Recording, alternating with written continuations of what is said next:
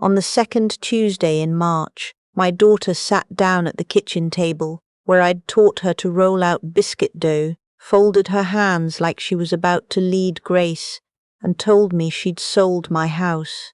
I didn't drop my coffee. I didn't raise my voice. I set the mug down on the cork coaster, the one shaped like a peach that she'd made me in the 3rd grade, and I said, "Well, isn't that something?" She kept right on talking. The papers were as good as signed. There was a nice apartment over in the Magnolia Court complex, 1 bedroom, a little patio, and the bus came right to the door. I'd be settled in by the 1st of April. She'd already spoken to a moving company.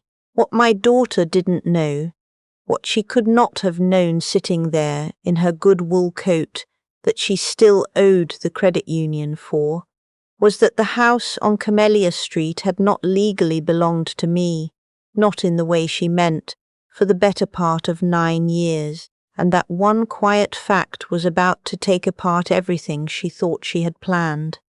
My name is Geneva Pearl Holloway. I am 67 years old. I worked 31 years as a labour and delivery nurse at Chatham General, caught more babies than I could ever count, and I have lived in the same house outside Savannah, Georgia, for 42 of those years. I want to tell you how a mother learns the difference between her child and a stranger who happens to be wearing her child's face. And I want to tell you why I will never again be ashamed of the word no. That Tuesday started like any Tuesday. I'd been up since 5, the way I always am, and I'd put a pot of field peas on to simmer with a ham hock, because that's how my grandmother taught me to feed grief and joy alike. My knee was aching. I'd had it replaced back in January, and it still spoke to me when the weather turned damp. I was at the sink rinsing the breakfast dishes when I heard my daughter's car pull into the drive. She came alone, which was the first thing that struck me. Most times she came with my son-in-law, the two of them filling up my little kitchen, drinking my sweet tea, scrolling on their phones, but that morning it was just her. She didn't ask about my knee. She didn't ask if I needed anything from the Piggly Wiggly. She walked in, set her purse on the counter and said, "Mama, we need to talk, and I need you to hear me out before you get upset. I have spent my whole life around people getting bad news. You learn to read the body before the mouth ever opens." The set of her shoulders, the way she wouldn't quite meet my eyes. I knew before she said a word that whatever was coming was going to cost me.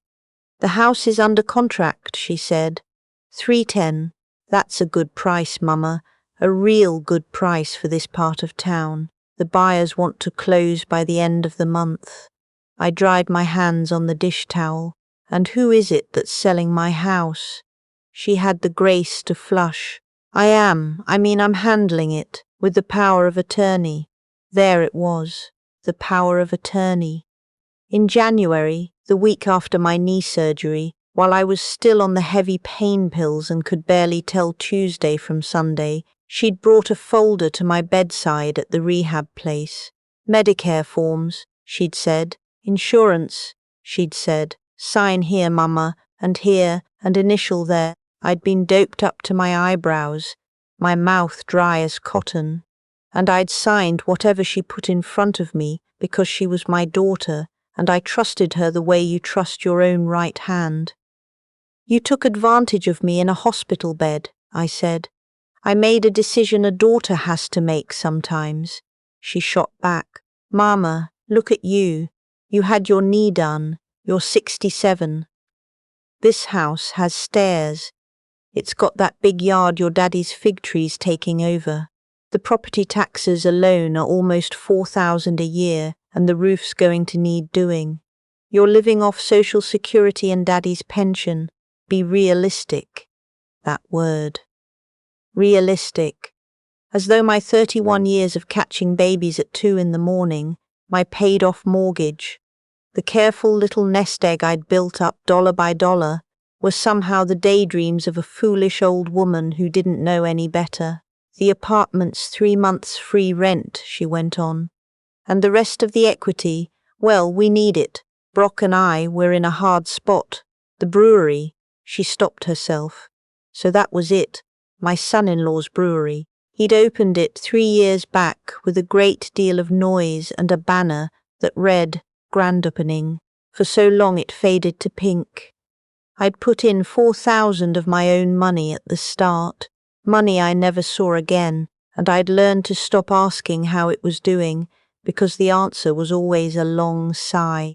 "Get your purse," I said. She blinked. "What?" "Get your purse and go on home, Tessa. I'm not selling my house. Not to buy your husband out of his troubles, not to put me in a one-room apartment by a bus stop, not for any reason under God's heaven." "You don't have a choice," she said, and her voice went hard in a way I'd never heard from her. "It's already in motion. The earnest money's down. $6,000, Mama. If we back out now, we'll be the ones owing it. You can make this easy, or you can make it hard, but either way it's happening." She picked up her purse. At the door she turned around. "I'm doing this because I love you," she said. "I have heard a great many things said in the name of love. That morning I learned that some of the ugliest are." When her car was gone, I sat back down at the table and let the field peas simmer down to nothing. Then I got up, found the phone book. Yes, I still keep one, and I started making calls. Because here is what my daughter had forgotten, or maybe never understood. The house on Camellia Street was not mine to sell, and it was not hers either. Let me back up. My husband Otis was a union electrician at the paper mill for 38 years. He was a quiet man, slow to anger, slower to spend $1 he didn't have to. In 2014 we watched his best friend from the local, a man we'd known for decades, lose everything in his old age. His own nephew had gotten hold of a power of attorney and bled him dry, sold the man's house right out from under him, and by the time anybody noticed, the money was gone, and so was the nephew. We sat at that man's funeral, for it killed him, I have no doubt of it, and on the drive home Otis didn't say a word until we pulled into our own driveway. Then he turned to me and said, "Geneva, that is never going to happen to you." He was as good as his word. Within the year he had us sit down with an estate attorney named Marion Fontaine, a sharp, no-nonsense woman from our church who'd spent her whole career protecting folks just like us from exactly this kind of thievery. Otis put the house into an irrevocable trust. The Holloway Family Trust, it's called. I am the sole trustee. I, and only I, can sell or mortgage or do anything at all with that property. Our daughter was named, but only as what they call a remainder beneficiary, meaning the house would come to her after I was gone, and not 1 minute before. Otis passed in the spring of 2019, a stroke sudden as a clap of thunder. I didn't fully grasp in those first awful years just how much he'd done for me. I understood it that Tuesday afternoon, sitting at the kitchen table with the phone in my hand, because a power of attorney, even a real one, even one I'd signed in my right mind, which I had not, gives a person the right to act for me. It does not make them the trustee of that trust. My daughter could not sell the house with that paper any more than she could sell the Brooklyn Bridge. Either she didn't know it, or she was bluffing, hoping to scare me into signing the deed over before I figured it out. I needed to know which. So I called the county.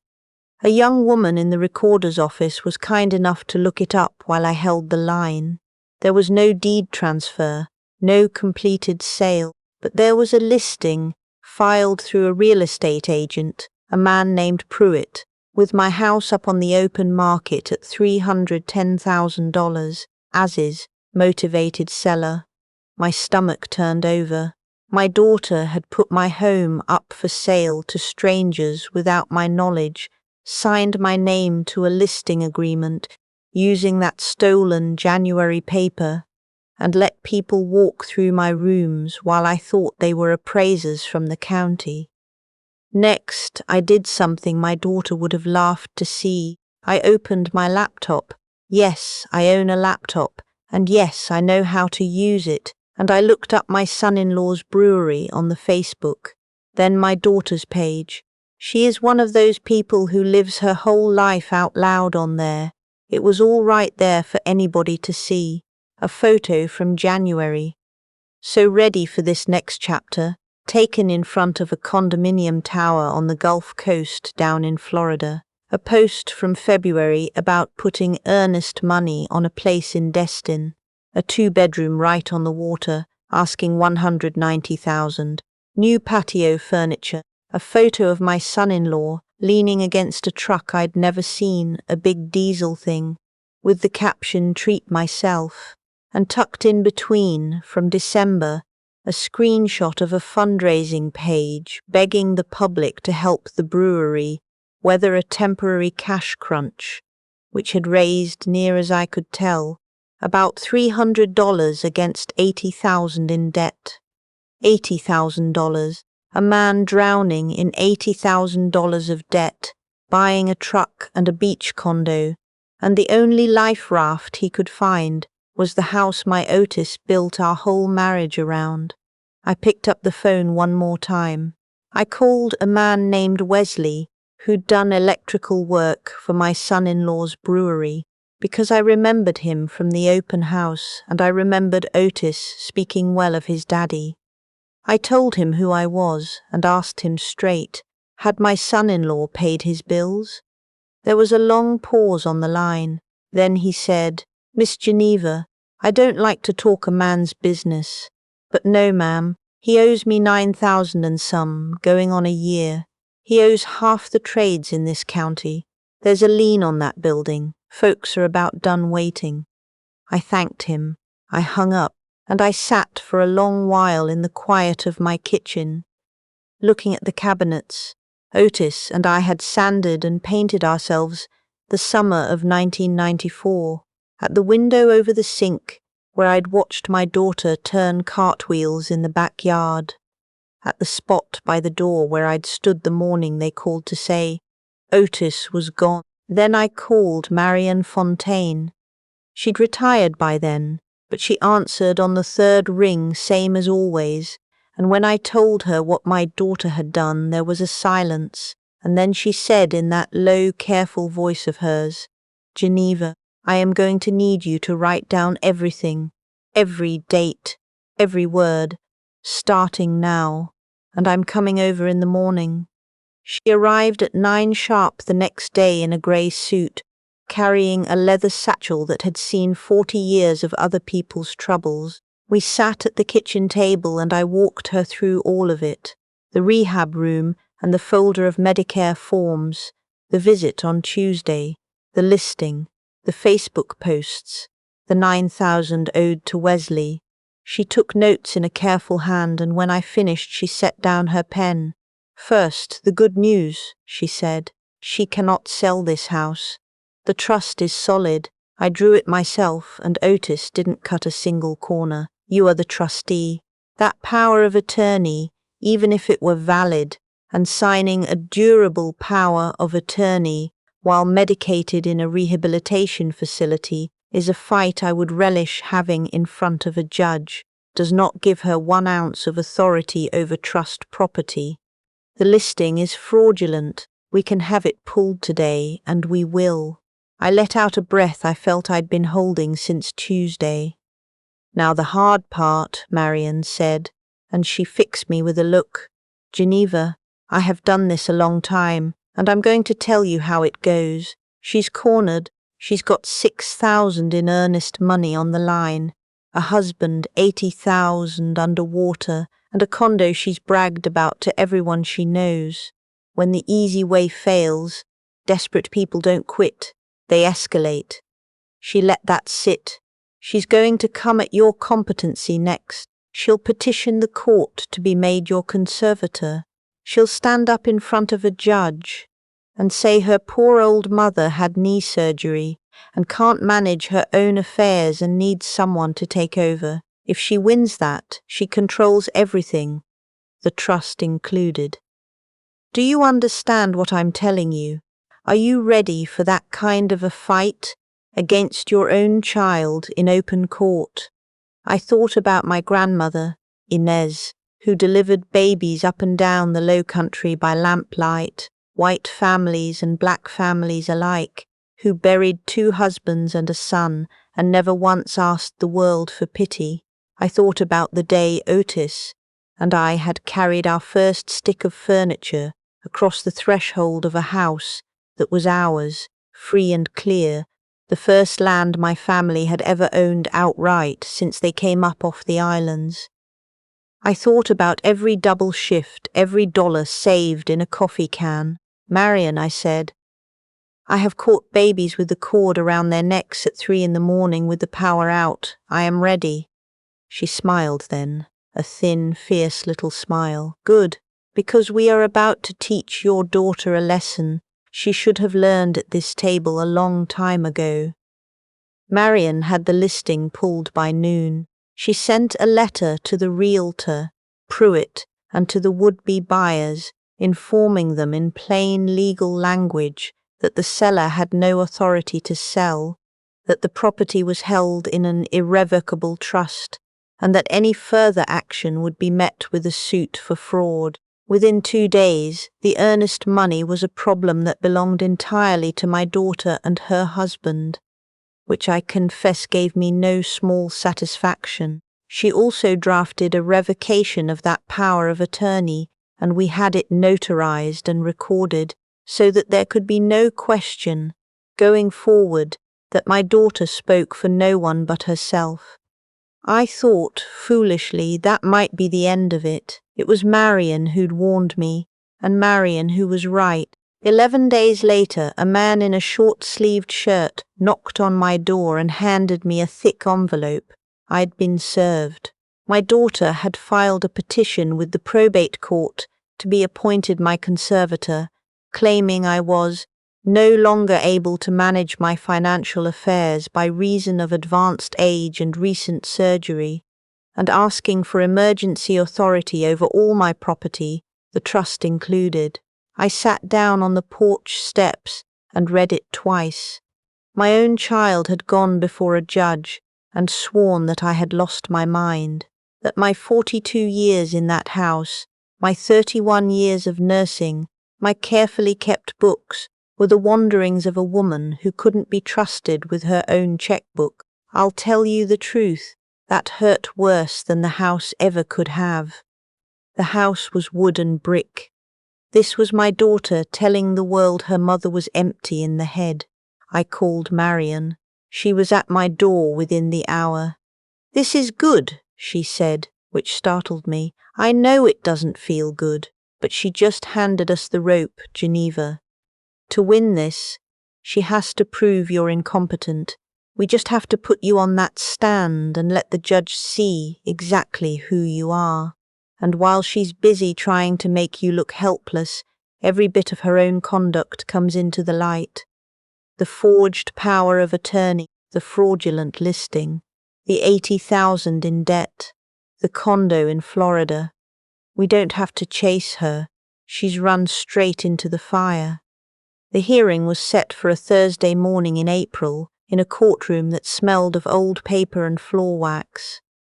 I wore the navy suit I'd bought for Otis's funeral. My daughter sat across the aisle with her husband, and a lawyer they could not possibly afford, and she would not look at me. Their lawyer went first. He painted a picture of a sweet, declining old woman, confused since her surgery, a danger to herself, sitting on a house far too big and a pile of equity she couldn't manage, in need of a loving daughter to step in. He made much of my knee.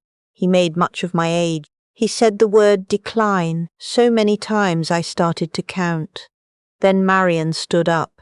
She asked me my name, my address, the year I was born, the years I'd worked, the name of my late husband and the date he passed. She asked me to explain, in my own words, what an irrevocable trust was and how mine worked, and I did, because I'd had 9 years to learn it, and a husband who'd made sure I understood. She asked me to recite my monthly income and expenses, and I did that too, to the dollar, because I balance my checkbook every Sunday after church the way my mother taught me. She had me explain the difference between a power of attorney and a trustee's authority, and I explained it more clearly than their lawyer had managed all morning. Then she said, "Mrs. Holloway, tell the court about the papers you signed in January." So I told it. The rehab room, the fog of the pain pills, the folder my daughter called Medicare forms. The places she pointed to, "Sign here, Mama, initial there." I told it plain, the way it happened, and when I looked up the judge was no longer looking at me. She was looking at my daughter. Marion called the recorder's office to confirm the fraudulent listing. She entered the Facebook posts, the condo, the truck, the beach. She entered Wesley's invoice and the lien on the brewery. She entered the 80,000 in debt, one by one, like laying bricks, until there was a whole wall of it standing in that courtroom, and behind the wall sat my daughter, getting smaller by the minute. Their lawyer asked for a recess. The judge gave him 15 minutes. In the hallway, my son-in-law lost his head. I heard him before I saw him, his voice carrying off the marble. "You said she signed everything. You said it was handled." And my daughter, low and furious, "I thought it was. I thought once she saw the apartment she'd just go along with it." And then, when she caught sight of me standing there, she came at me, not with violence but with something worse. She came at me with that face I used to kiss goodnight. "Mama, why are you doing this to us?" she said, and her eyes were full of tears, and for one terrible second every instinct in my body wanted to take her in my arms. "You're sitting on $300,000 while your own child is drowning. We could lose everything. We could lose the house. What kind of mother lets her daughter go under when she could just open her hand? What kind of mother?" I felt that question in my chest like a fist. I thought of all the times I had opened my hand. The 4,000 for the brewery I never saw again. The 11,000 for her wedding. The car I co-signed and then paid off myself when the notes stopped coming. The student loans. The Christmas she was 26 and broke, and I emptied my own savings so my grandbaby would have something under the tree. I had opened my hand my whole life, and it had never once been enough, and I finally understood that it never would be, because the problem was never the size of the gift. "The kind of mother," I said, and my voice came out steadier than I had any right to expect, "who finally learned the difference between helping her child and feeding the thing that's eating her child alive. I have been helping you straight into the ground, Tessa. I'm done." "You'll regret this," my son-in-law said. "When you're old and alone in that big empty house, you'll regret it." "I am old," I said, "and I would rather be alone in my own house than crowded in by people who'd sell the floor out from under me. Now step back. We're not finished in there." We were nearly finished, as it turned out. When court came back, the judge did not waste words. She found me entirely competent, more competent, she said, looking over her glasses, than half the people who come before this court, and she denied the petition for conservatorship. She voided the power of attorney as a matter of record, and then she did something I had not expected. She said that what she had heard that morning raised serious concerns about elder financial exploitation, and she was referring the matter to Adult Protective Services and to the district attorney's office. She banged her gavel. Court was adjourned. Out on the courthouse steps, my daughter caught up with me one last time. Her husband had already gone. He'd walked off to his diesel truck and driven away without her, and I would learn later that he didn't come back. She stood there in the April sun, looking like she had no bones left in her. "Mama, please," she said. "Don't let them charge me. I'll lose Nia. They'll take my baby if I get convicted of something. Please, you're my mother. You can ask them to drop it. Please, my granddaughter." There it was, the last and sharpest hook, the one she knew would catch me deepest. And I will not pretend it didn't. I stood there, and I felt 42 years of loving this child rise up in me like a tide. But I had been bailing her boat my whole life, and every time I bailed, she drilled another hole. I thought about Nia, 7 years old, watching her mother learn that there are no consequences in this world if you cry hard enough to the right person, and I thought, not anymore, not one more hole. "Tessa," I said, "I love you. I have loved you since before you drew breath, and I will love you when they put me in the ground. But I cannot save you from yourself. I have tried for 42 years, and all I did was raise a woman who'd put her own mother on a witness stand and call her crazy for a condo. The saving's done. What happens now? You earned. And maybe, it's the only thing left that can teach you what I never could." "So you'll just let them take everything," she said, crying openly now. "I'm going to let you stand up under the weight of your own choices," I said. "That's what people who actually love you do. The ones who keep catching you, baby. We were never doing you any favors." I turned, and I walked down those courthouse steps, and behind me I could hear her crying, and it was the single hardest thing I have done in all my life, harder than burying Otis, because Otis didn't have a choice and I did. That was a year and 2 months ago. My son-in-law's brewery folded that summer. The liens swallowed it whole. He pled out on the forged power of attorney to a lesser charge, lost his contractor's license, and the last I heard he was driving for one of those delivery apps and living with his brother. He and my daughter divorced before the leaves turned. The earnest money on the Florida condo, all 6,000 of it, was gone for good. My daughter took a plea on the financial exploitation. No prison.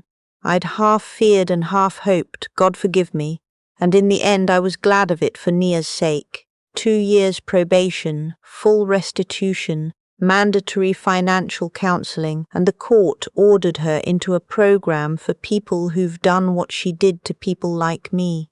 She kept Nia. She's working at the regional hospital now, in billing, the very building where I caught babies for 31 years, and I find a strange comfort in that. She's written me 11 letters. I've read every one. The first few were full of blame, the way the early ones always are, but the last one, that came in February, was different. She wrote that she's in counseling and staying with it, even though the court no longer makes her, that she's started to understand how she let her husband's panic and her own pride turn her into someone who could do what she did. She wrote that she doesn't expect forgiveness and doesn't deserve it. She wrote that she wants Nia to know me when I'm ready, and that she understands if I'm not. I haven't answered yet. Maybe I will. There's a part of me, the mother part, the part that will be a mother until they close the lid, that aches to pick up the phone. But I've learned to sit with not yet.